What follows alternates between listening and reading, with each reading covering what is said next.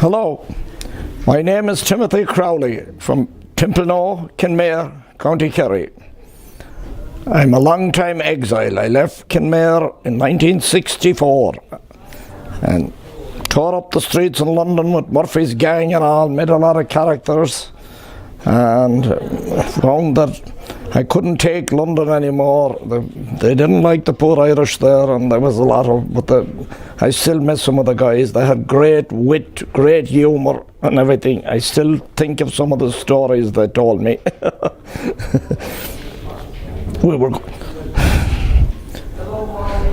We were travelling through Green Park in the back of a lorry one morning, which was close to Buckingham Palace, and there was a statue there, and one of the fellas asked, "I wonder whose is that statue?" The other fellow shot back, "Oh, that's Daniel O'Connell." So they were wit. But the reason I'm here, when I hit 50, I started to write some humble poems. I call them dropouts poems because they're straightforward. I only went to school for 7 years, from the age of 7 to 14. My stuff is very plain. And during the 1997 Famine Memorial, I attended the dinner, and out of a thatched house, I figured I should write something on the potato famine. This gave me a lot of trouble. I've written other poems, but this was the toughest. It was very emotional.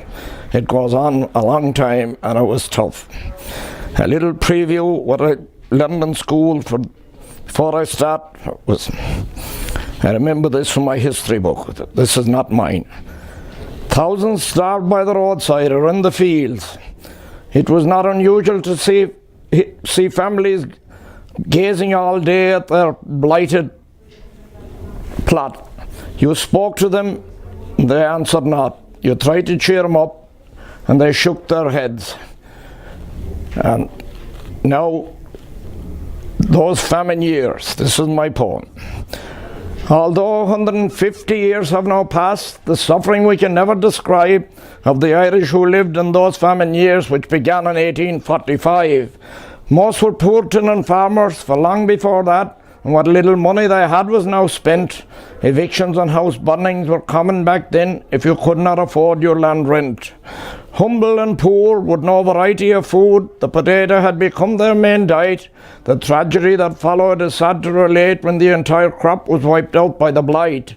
From those thatched little hovels they used to call home, for they owned neither sheep nor fat cattle, but there was more love in their hearts, and that's where it counts, than the gentry who lived in a castle. At an inquiry into why a father had died of the terrible pangs known as hunger, all food he did ignore, so that there might be more for his family who then were much younger. Grain was exported from Ireland through those years, and for some big fortunes were carved. It seems so sad now that more wasn't done for the thousands of people who starved. The loss of O'Connell was another bad blow, for he had campaigned long and hard for the poor. Starving now with the workhouses full, for their troubles there seemed no quick cure. Packed into old boats and sent west afloat, to be battered by many a gale and high wave. As the weaker ones died, they were cast o'er the side to a lonely, deep and watery grave. Quarantined for a while in a place called Grusail, and for thousands this would be their last stand. In mass grave lay their bones, of their any headstones far west from their own native land. For those who did survive to go on with their lives, weighed down with a sorrowful load, for the terrible cost of the loved ones they had lost would remain with them till the end of their road. Many walked the long trek from the province of Quebec, south through the old USA. They settled when tired, and where they were hired, and their descendants might still live there today. When they came to these shores, some were covered with sores, and they looked wretched from hunger and cold, shunned by many who thought them unclean, like the lepers in the gospel of old. If any bright light might shine up from all this, is that their spirits must now rest in God's hands, for what sins they'd commit must be surely remit by the pain they endured in these lands. The writing of this, it has brought me much grief, and it often has moved me to tears. We must not forget, but look back with regret on the sadness of those famine years. Even for the rest of the century after the potato famine, things were still terrible in the homeland. And during the American Civil War, they found that it was a very fertile place to recruit the Union Army, recruit volunteers for the Union Army in Ireland. So this is the poor Irish Brigade. They were basically cannon fodder as far as what I've studied on them. They had a rough go of it. And this is my humble tribute to the Irish Brigade. In 1861, with a civil war going on over the cotton and slavery trade, a new unit was sent south to help and sort it out, the courageous old Irish Brigade. Most had accents like me from over the sea. Some of their passengers from Ireland were paid to cross over the tide and fight and die side by side in that courageous old Irish Brigade. In the mud and the rain, through the sorrow and pain, they fought well in the sun or the shade. Many battles they won with the sword or the gun, that courageous old Irish Brigade. Exposed to murderous fire from ground that was higher, from their duty they never have strayed.